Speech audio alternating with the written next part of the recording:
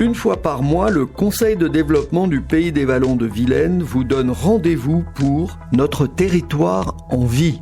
Des échanges et réflexions avec des invités dans la convivialité, l'humour parfois et le respect toujours. Et n'hésitez pas à nous solliciter pour prolonger le dialogue et proposer des sujets sur le site de Radio Laser.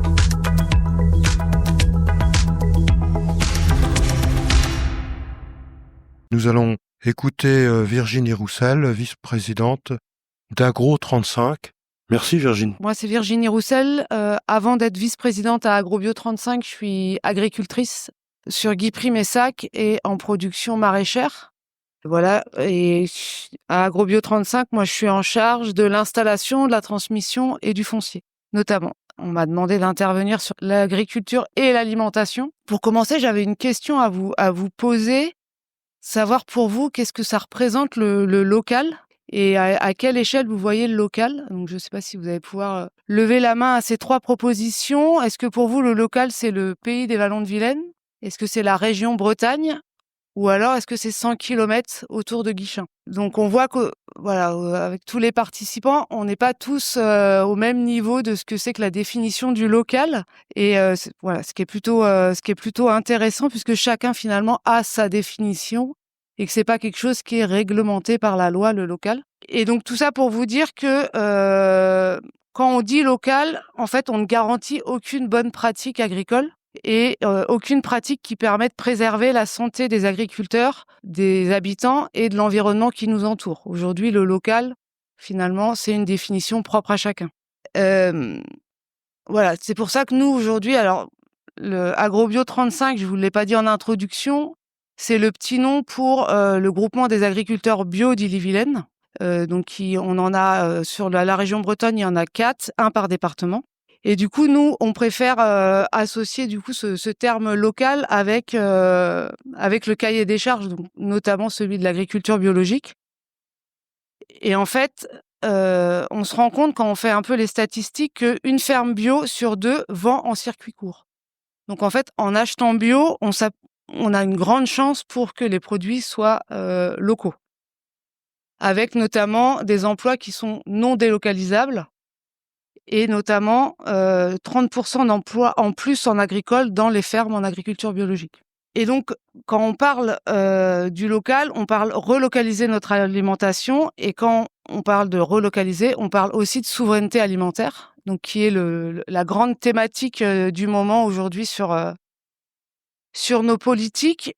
Mais quand on parle de souveraineté alimentaire, est-ce que vous savez quel est le pourcentage de soja utilisé par les élevages et le pourcentage de soja provenant de l'étranger? Est-ce qu'il est inférieur ou supérieur à 80%? Oui, effectivement, il est supérieur à 80%. On a importé 4 millions de tonnes de soja d'Amérique du Sud dans l'année passée. Et c'est 95% du soja utilisé aujourd'hui. Et il faut savoir que pour produire tout ce soja-là, on n'a pas assez de terres agricoles en Bretagne pour le produire. Donc en fait, on a une dépendance aujourd'hui à l'agriculture étrangère qui est très forte. Et pour pouvoir produire ces cultures-là, c'est 8,5 millions de tonnes d'engrais qui est importé, là encore, pour fertiliser nos cultures. Et donc, c'est 80% des engrais de synthèse qui sont utilisés. Donc là, dans le contexte actuel, Eurasie actuellement, une grosse partie de ces engrais sont produits avec des gaz russes et des choses comme ça. Donc, on voit l'interdépendance qu'on peut avoir parmi nos pays. Et quand on parle de souveraineté alimentaire, juste pour mettre de l'alimentaire dans nos assiettes, on est loin d'être souverain en France. Donc, on en importe, mais on est aussi, on en exporte aussi. Il faut savoir que 43% de la surface agricole utile en France est exportée. Donc, ça veut dire qu'on a, sur l'ensemble des filières, on peine à couvrir en fait nos besoins. On couvre à peine 2/3 de la demande nationale. Malgré tout, on a une balance commerciale qui est positive. Mais ça, c'est principalement grâce au vin, au champagne et aux céréales qu'on exporte en grande majorité pour les retrouver dans nos rayons de supermarché sous forme de pâtes, notamment si on prend le blé dur, qu'on exporte pratiquement à 100% pour le revoir revenir dans nos assiettes. Tout ça pour vous dire qu'aujourd'hui, si on veut consommer local et retrouver de la souveraineté alimentaire, la production bio répond à ces enjeux aujourd'hui. Ça nous permettrait de préserver malgré tout notre balance commerciale et de renforcer les économies locales et de surtout conserver la valeur ajoutée sur les territoires, plutôt que de l'exporter, comme je viens de vous dire, avec le blé dur. En France, si on prend l'alimentation bio, on est à peu près à 80% de l'alimentation qui est consommée localement. Et c'est 200 000 emplois directs qui sont locaux et non délocalisables. Donc, en termes de dynamique de territoire, on est plutôt pas mal, avec 145 000 fermes aujourd'hui. Donc, tout ça pour vous dire qu'il y a souvent on nous dit mais en bio vous serez pas capable de nourrir la population. Aujourd'hui on nous donne pas forcément les moyens en tout cas de le démontrer à grande échelle, mais les études qui ont été faites par le scénario AFTER 2050 qui a été fait par Solagro et le scénario TIFA de l'IDRI montrent qu'on peut répondre à cette souveraineté alimentaire sans pesticides et sans engrais de synthèse. Il faut juste aujourd'hui, c'est un petit mot pour beaucoup, mais on a vraiment besoin des soutiens des politiques en fait pour y arriver. Et avec ce soutien-là, aujourd'hui, on a les savoirs et on peut en plus poursuivre en fait la recherche pour encore améliorer les savoirs et améliorer les rendements. Et donc là, si on revient en fait au niveau des pays des Vallons de Vilaine et notamment de ce dont vous parliez tout à l'heure, donc du PAT, vous n'êtes pas sans savoir que l'agriculture et l'alimentation, c'est deux choses qui sont forcément intimement liées et l'un va pas sans l'autre. Et donc, pour pouvoir notamment réduire les risques de cancer, de diabète et d'obésité, on va avoir besoin des transitions agricoles et on va avoir besoin de pousser une agriculture sans pesticides et sans engrais de synthèse. Aujourd'hui, dans les écoles et notamment les cantines sur la partie loi Egalim, normalement, on demande 20% de bio dans les cantines. Au niveau du pays, on se situe à peu près à 16%. Donc, il y a encore des marges de progression. Et ça, c'est uniquement sur les sur les structures qui font les déclarations sur macantine.fr. Parce qu'aujourd'hui, il y a à peine la moitié des cantines qui remplissent ces déclarations. Donc voilà. Donc du coup, c'est des pourcentages qui sont quand même à prendre avec des pincettes, puisque si tout le monde déclarait, peut-être qu'on ne serait pas à 16, mais qu'on serait en dessous de 16%. Et si on regarde du côté des points de vente, il y a à peu près 40 points de vente de produits bio et locaux dans les pays du Vallon de Vilaine. Donc c'est 40 points sur 38 communes. On pourrait dire qu'il y a au moins un point par commune. Bon, c'est pas tout à fait vrai parce que sur certaines il y en a peut-être 2 ou 3 et sur d'autres il y en a pas. Mais grosso modo il y a au moins un endroit par commune ou commune mitoyenne pour s'approvisionner en produits bio. Et donc tout ça participe à la dynamique et au fait de consommer bio et local, mais ça pourrait encore s'accroître justement en mettant en place ce fameux PAT que nous, en tant que structure d'AgroBio 35, on pousse à faire puisque on fait partie des structures qui peuvent accompagner les PAT ou les conseils de développement ou les EPCI à mettre en place ces choses-là. On l'a déjà fait dans pas mal de PCI, autour de Rennes ou dans l'ensemble du département. Et là aujourd'hui, ce qui va nous occuper là dans les mois prochains, ça va être les élections municipales. Donc on travaille pas mal sur le sujet pour notamment proposer des idées, on va dire, de ce qui peut être fait dans les communes autour de l'alimentation et du territoire. Et on travaille en partenariat avec les CIVAM, avec Terre de Liens, pour justement créer des belles dynamiques et pouvoir répondre sur des différents sujets. Si on prend l'exemple de Terre de Liens qui travaille beaucoup plus sur le foncier, ils peuvent accompagner notamment les communes qui ont du foncier à disposition à pouvoir orienter la valorisation de ce foncier sur des productions nourricières et qui sont sans pesticides et sans engrais de synthèse, qui vont être bénéfiques pour les habitants, pour les environnements, pour l'agroécologie, etc. Donc il y a un vrai besoin de pouvoir installer des nouveaux agriculteurs et agricultrices. Et du coup, ces gens-là, ils sont rarement seuls, ils ont des familles. Donc c'est des enfants qui vont dans les écoles, c'est des enfants qui participent aux structures sportives et culturelles. Donc ça pérennise les dynamiques de territoire. Donc voilà un peu ce qu'on propose et ce qu'on porte comme action sur le territoire. Et tout ça, on l'anime notamment sur les réseaux sociaux, sur Facebook, LinkedIn, Instagram. Et on peut, nous, en tant qu'agriculteurs, et également avec les salariés d'AgroBio 35, on a une personne qui est chargée du plaidoyer et des territoires qui peut rencontrer les élus pour parler de tout ce qu'on peut mettre en place et ce qu'on peut faire avec les élus et les conseils de développement. Après, la mise en place des PAT, c'est un travail sur le long cours. Aujourd'hui, un PAT, en moyenne, on le met entre... de ce que nous, on a l'habitude de... Quand on nous demande d'intervenir, c'est entre 5 et 10 ans. Donc, voilà, c'est à peu près le temps qu'il faut pour... Entre le moment où les élus se mettent autour de la table en disant qu'est-ce qu'un PAT, qu'est-ce qu'on peut y intégrer, et puis mettre les actions en place avec les diverses réalités de terrain qui existent aussi et les évolutions qu'on peut avoir qui sont indépendantes du terrain, c'est long. Il faut être patient et oui, après, il faut de l'interaction.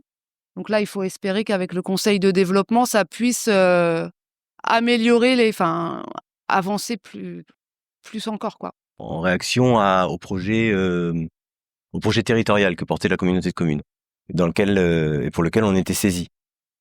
On avait compris qu'il allait se passer des choses derrière, et en fait, il s'est passé 4 ans ou 5 ans d'ailleurs. Donc c'est quoi les freins en fait? Il faut pas se mentir, on est sur un territoire agricole, mais avec une agriculture conventionnelle, très marquée conventionnelle. Et c'est difficile de faire bouger les lignes. Quand je parle de la gestion des milieux aquatiques, j'ai les mêmes difficultés. Parce que quand je dis, quand on fait des études, on trouve tous ces résidus quand même de pesticides, d'herbicides du maïs. J'ai toujours devant moi un panel d'élus agriculteurs qui disent c'est pas nous, alors que quand même je donne des éléments très statistiques sur le fait de dire quand on est sur des périodes de sécheresse, on a des niveaux d'eau très faibles dans les cours d'eau, et qu'est-ce qu'on va remonter? Des nappes phréatiques, des nitrates dans ces niveaux d'eau très faibles. Ça veut dire que certainement même nos nappes phréatiques sont chargées en nitrates. Et donc la difficulté, c'est que vous êtes sur un modèle d'agriculture conventionnelle, et j'essaie de me mettre à leur place, où ils n'arrivent pas à s'en sortir. Faut pas qu'on se mente. Ils ont du mal à vivre avec ce modèle. Ils ont du mal économiquement à vivre. Et ils ont peur d'un autre modèle. Ils sont déjà très endettés. Donc, faut se mettre à leur place.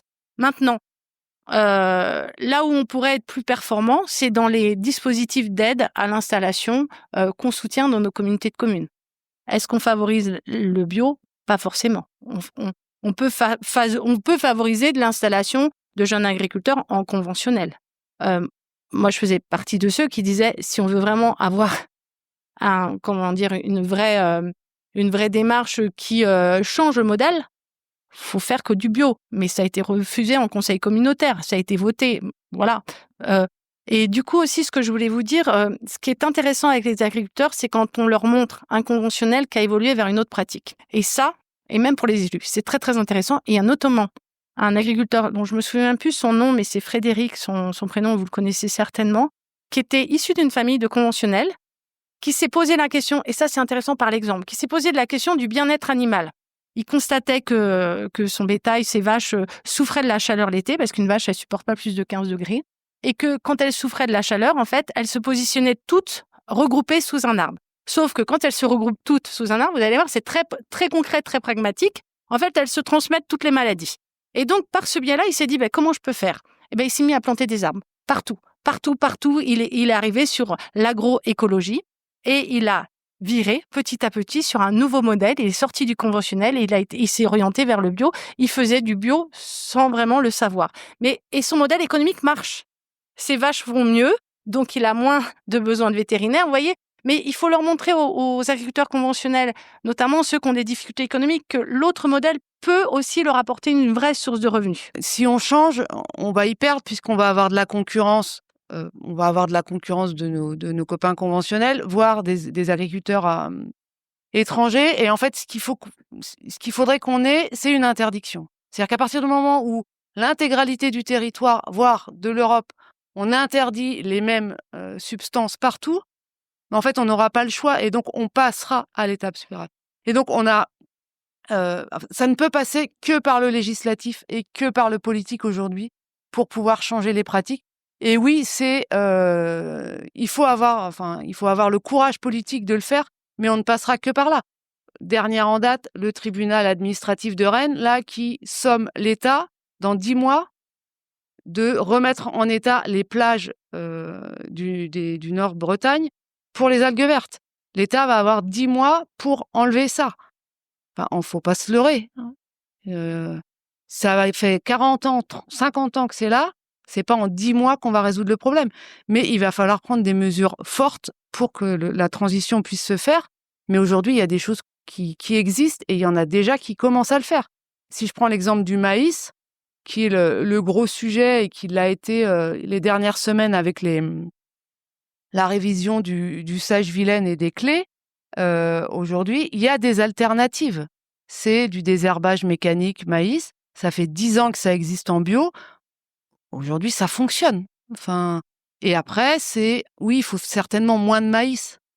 Aujourd'hui, 43% du maïs, il est exporté vers l'étranger. Donc, ça veut dire que ça ne sert même pas à l'alimentation, ni de notre bétail, ni de notre assiette. Donc, voilà. Mais il faut des changements en profondeur et il faut être accompagné par les politiques. Mais ça reste très anecdotique, en fait. Et puis, c'est pas juste avec une expérience, une année sur du désherbage mécanique que on va convaincre déjà les agriculteurs conventionnels de passer au bio. Et puis parce que déjà on sait qu'il faut plusieurs années avant que ça soit efficace sur un champ, le désherbage mécanique. Il y a ça, on a fait des tentatives aussi de plantation de bandes fleuries. Voilà, mais ça c'est des choses qui restent.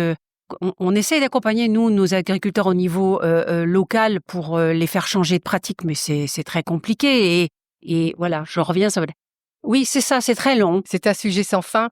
Moi, je suis chargée au niveau communal, paraît-il, de travailler sur l'installation, l'accès au foncier des jeunes agriculteurs et en particulier, donc, je m'intéresse aux NIMA, c'est-à-dire les non-issus du milieu agricole. J'ai travaillé avec le CIVAM, Terre de Liens, on a fait des grosses réunions avec le département, avec la DDTM, avec la Chambre d'agriculture, etc. Il en ressort que il vaut mieux travailler au niveau communautaire.